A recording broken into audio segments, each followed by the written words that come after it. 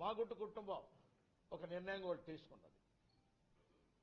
మా వదినమ్మ గారు పార్వతమ్మ గారి ఆశీస్సులతో కూడా మా తనయుడు అబ్బాయి మాగుంట రాఘవరెడ్డి గారిని నెక్స్ట్ ఎలక్షన్లో ఒంగోలు ఎంపీ కూడా పోటీ చేయాలనేది ఒక నిర్ణయం కూడా తీసుకోవడం కూడా జరిగింది.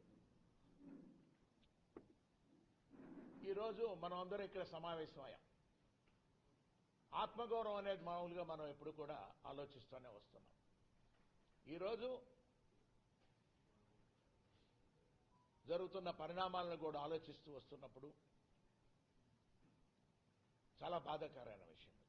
ఏదైనా కూడా అంటే ఎటువంటి సమస్యల్లో మా విధంగా మాగుంట కుటుంబం అనేది మీ ముందుకొచ్చి ఈరోజు మీ ద్వారా కూడా ప్రజలందరూ కూడా తెలుపుకునేది ఏమిటంటే ఇది ఆత్మగౌరవం సంబంధించింది. రెస్పెక్ట్ అనేదాన్ని ఎప్పుడు కూడా మనం కాపాడుకోవాల్సిన విషయం అనేది ఉన్నది కాబట్టి అనే దృష్టితోనే కొన్ని అనివార్య కారణాల వల్ల వైఎస్ఆర్ పార్టీని మనం వీడాల్సినట్టుగా కూడా వచ్చింది.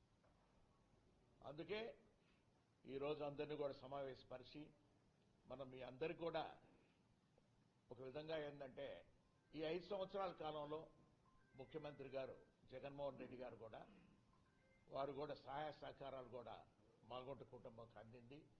వారికి కూడా